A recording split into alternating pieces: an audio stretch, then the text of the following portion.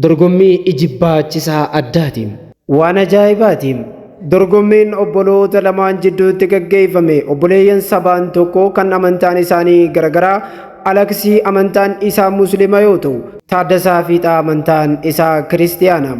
Dorgommii dhaabbanni gurgurtaa elektirooniksiidha kan qubee elektirooniksii jedhamu gaggeesse irratti dorgommicha irratti takaffaa kan ba'e badhaasa iPhone 17 Pro Max kan fudhatu yoo ta'u lammaffaan laaptooppii yoo ta'u sadaffaan immoo birrii 10,000 ture.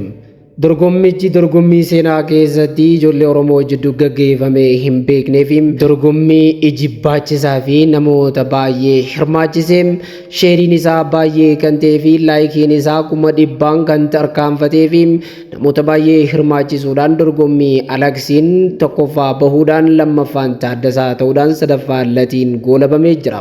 Ijoolleen kiristiyaanaa tokko tokko saganticha yookiin dorgommicha gara amantiitti jijjiiruudhaan xiiqii keessa galchuun musliimoonni hedduun dhufanii Alaksiin akka deeggaran taasisan dorgommichi bifa amantii qabatullee ijoolleen lamaanuu Oromoo waan ta'aniif ijoollee kana jidduutti gama tokko goruun gaarii miti jechuun namoonni qeeqaa turan. Ta'us garuu dorgommichi dafqaa fi hurkaamee qaan booda Alaksiin injifannoo isaatiin goolabamee jira.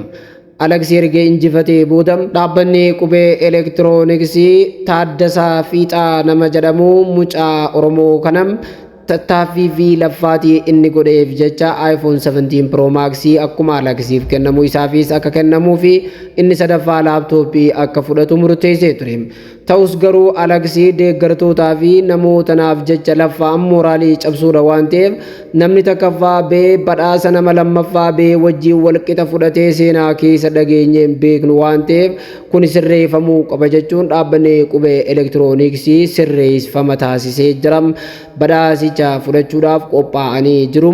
Dhaabbata qubee elektirooniksiitti argamanii badhaasa isaanii akka fudhatan abdii qabna.